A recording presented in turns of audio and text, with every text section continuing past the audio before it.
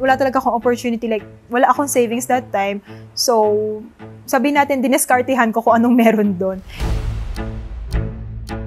Out from scratch din, as in zero savings, nakaipon ako, then yun yung pinaikot kong pera. As I was like progressing to this business, I just had to figure it out by myself. Kasi ang dami din nagka-question sa akin paano ka nahilig sa books? Ba't ang dami mong alam? Kasi hindi naman siya yung typical na business lang na parang feeling mo, bago mo pasokan yung ganitong industry, dapat dami ka alam. Pagiging first time mom ko, marami akong hearsay. Wala pang isang buwan anak mo, nagtatrabaho ka. So yung mga ganun naririnig mo. Hi everyone, I'm Kat Alonzo. I am the CEO of Bookchigo Books Per Kilo at ito ang aking Bistorya.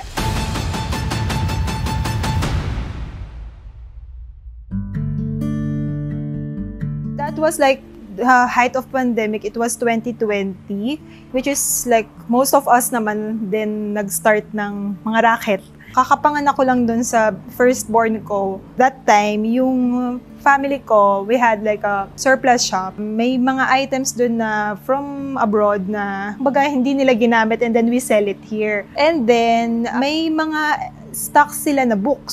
So, yung books na yon hindi siya forte ng family ko.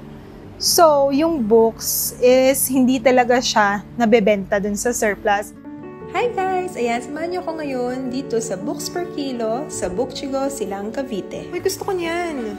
Since hindi nila alam kung paano ibenta and our customers who go there, hindi nila talaga pinapansin kasi for them, junk yun Kasi libro, may e-books naman, so ano to, ganyan.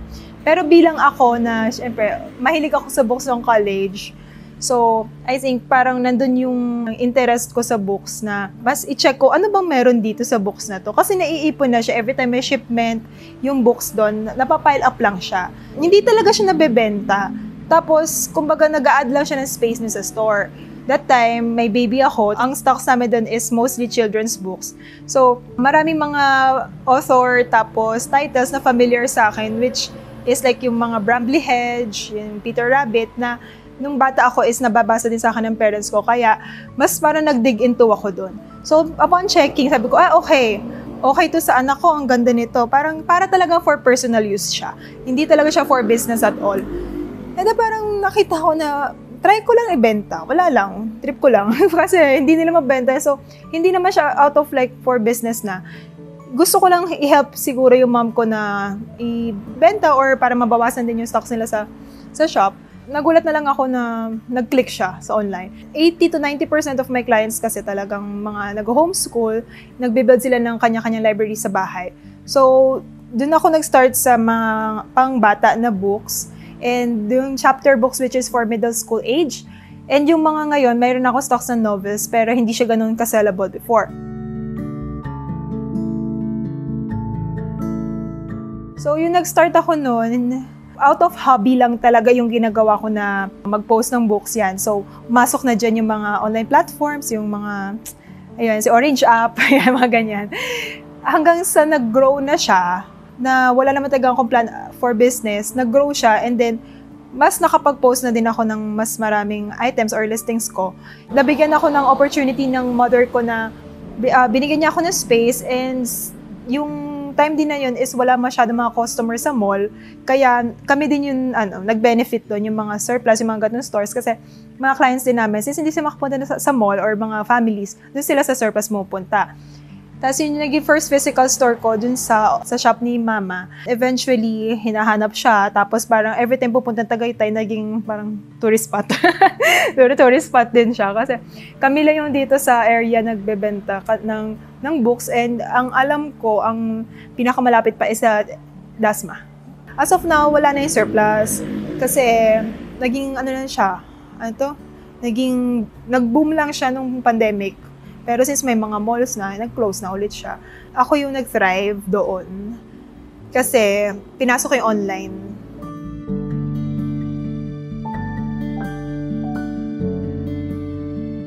Nag-start talaga ako sa books. And hanggang ngayon, books pa rin. Wala pa ako any merch or stationaries. Kasi gusto ko muna siya maging stable and mas mag-focus, palakihin siya. Speaking of publishing, as in like, wala akong alam. Iniisip ko, paano ba akong nag-start? If every day mo siyang ginagawa, mas marami ka nalalaman. Pero hindi naman talaga ako like knowledgeable nun bago ako mag-start dito. Pinasok ko lang siya out of purpose. Kasi gusto ko lang yung, mahilig ako sa books. Pero ang pinaka-background ko siguro doon is yung pandemic, nung pregi pa ako, mahilig ako sa e-books kasi wala akong pera. Sa e-books lang ako. So, yun yung libangan ko nung pandemic. Naghahanap ako ng mga e-books sa online. Tapos doon ako mas nakaalam ng mga authors or yung mga trending na books.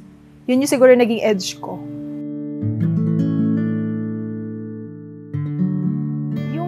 Naging challenge ko siguro una-una is, for my personal point, is yun nga, first time mom ako, tinatarget ka na, okay, parang magtatrabaho ba ako or itutuloy ko to? Kasi, yung ginagawa ko naman is, hindi naman talaga ako nagseseryoso that time. Pero, ang dami mo na narinig ng mga tao na pinipigilan ka gawin sa gusto mong gawin. So, yun yung isa kong naging obstacle na hanggang ngayon, I think, dala ko pa rin siya. I just think that, okay, there's no perfect standoff point. So, I think I just had to do what I have to do for myself and for the future of my kids. So, hindi ko na lang sila pinakinggan and mas nag-focus ako sa work kasi alam ko na hindi naman para sa sarili to, para sa future nila.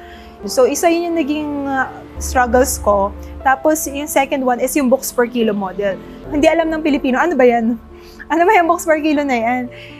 Yung struggle dun is kailangan mo sila i-educate. It will really take a lot of creative marketing para mapaalam mo sa kanila na ano ba yung business model mo.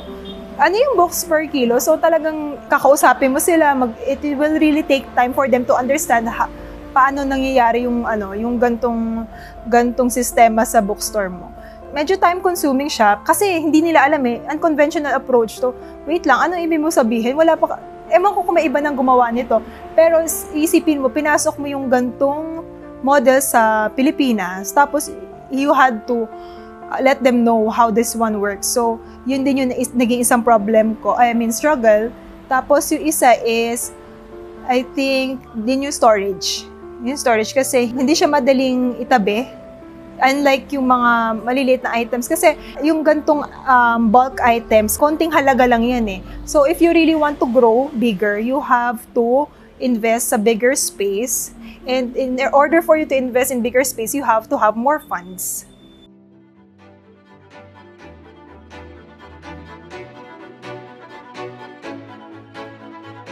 So nag-start ako ng business 24. Pagka-graduate ko ng college, pumasok ako ng med school, pero 2 years lang. Tapos hindi na ako nagtuloy. Tapos, ayun. As in, like, wala akong alam sa business. Siguro, ang pinaka-business ko palang ginawa, yung nagtinda ako ng mga Korean. Ganon. Masaya na ako, 60 pesos a day yung kinikita ko. Tapos, pinasok ko yung Orange app. Ganon lang, as in. Tapos, hindi ko alam kung ano ba magiging future ko dito. Kasi, med school ako, itutuloy ko ba pagiging doctor ko or magbe-business. As in, alam mo yun, syempre, yung inaral mo nung college, saka nung after college, nawala na. So, hindi ko alam kung anong gagawin ko. Tapos pumasok lang talaga ito yung business. Yung business na to na hindi ko talaga siya matawag na business kasi gusto ko lang siyang gawin. So, parang hobby lang. Syempre, alam mo yun, hindi naman mawawala yung nakikita mo yung mga colleagues mo na, uy, ang galing, nandito na sila.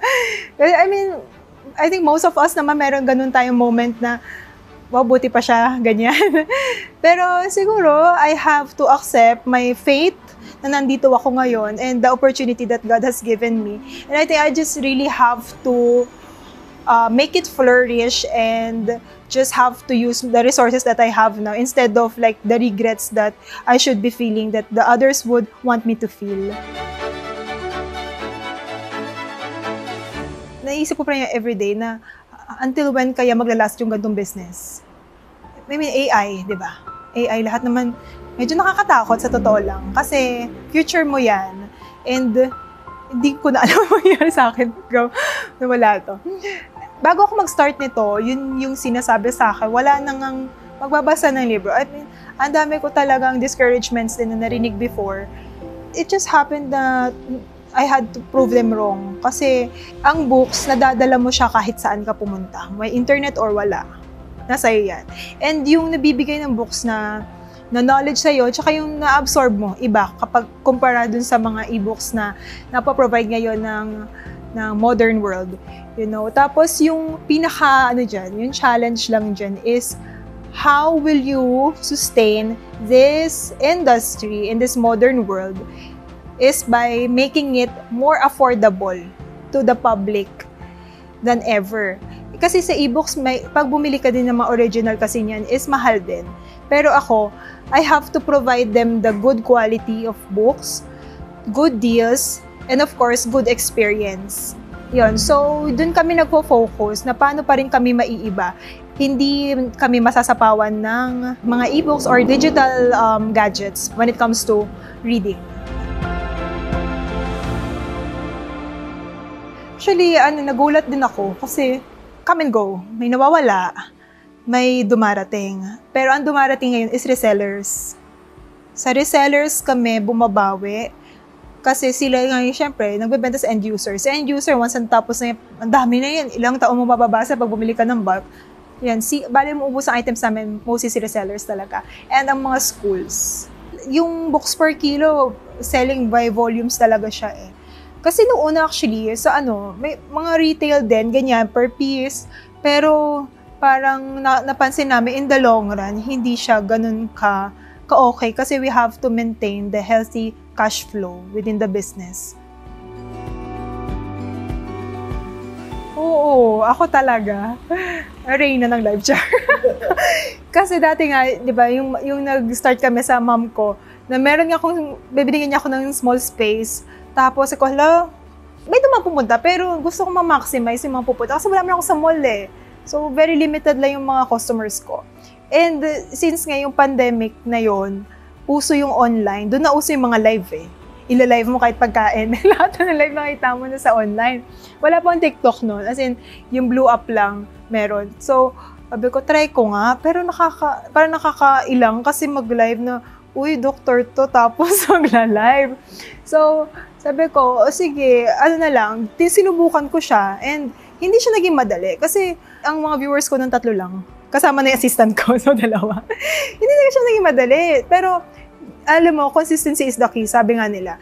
Kasi doon ka nakakagain ng mga repeat customers tsaka word of mouth na okay yung product niya. Tapos doon kami nag-start mag-grow sa pagla-live. Tsaka besides ng pagla-live, hindi lang area mo yung sakop mo, buong Pilipinas. Kaya talaga nag-stick ako sa live kasi eto talaga yung major stream of income, yung pagla-live.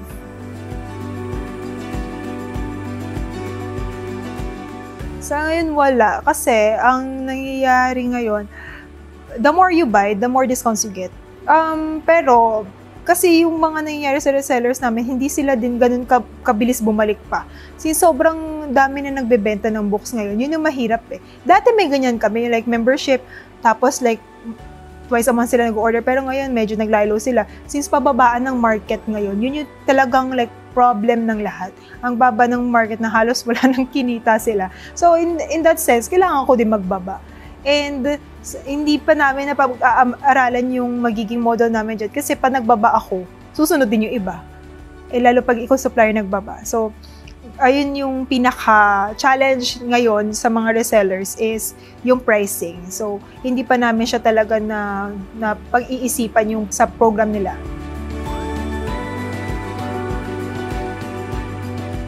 Biggest lesson sa business is you have to have purpose first before starting your business rather than just thinking that you wanna earn. Kasi kapag gusto mo lang na, tulad ng iba, marami din ako narinig na, okay, gusto ko gawin yung ginagawa mo kasi mukhang dami mo kinikita.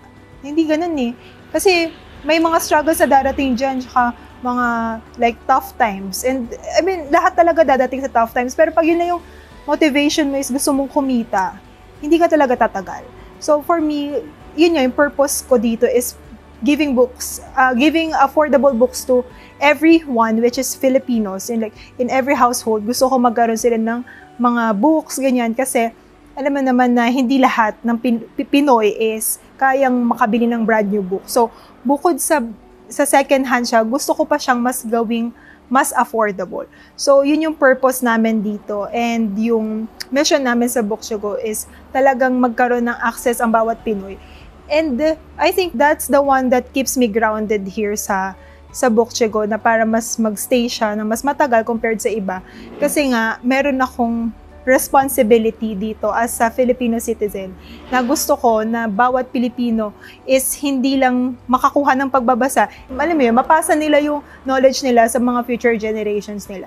So, yun yung natutunan ko dito. And also na you just have to be patient, na kung ano yung nakita nyo ngayon, ang tagal ko siyang pinagtrabahuhan.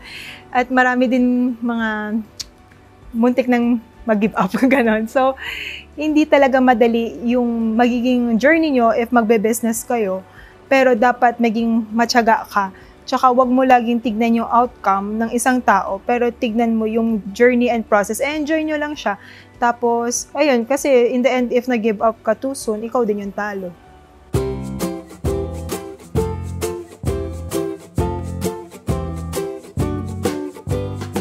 Hi guys! Welcome to Book2Go Silang Cavite. Join me as I give you a quick tour of our shop.